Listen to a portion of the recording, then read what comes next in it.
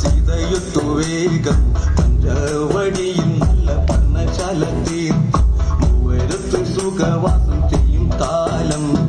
കണ്ടു കുടിലരികിൽ സീതയൊരു മാന് തുള്ളി തുള്ളി കളിക്കുന്ന മാനേ പള്ളിക്കാട്ടിൽ തുള്ളിയിടുന്ന പുള്ളിമാനേ തുള്ളി തുള്ളി കളിക്കുന്ന മാനേ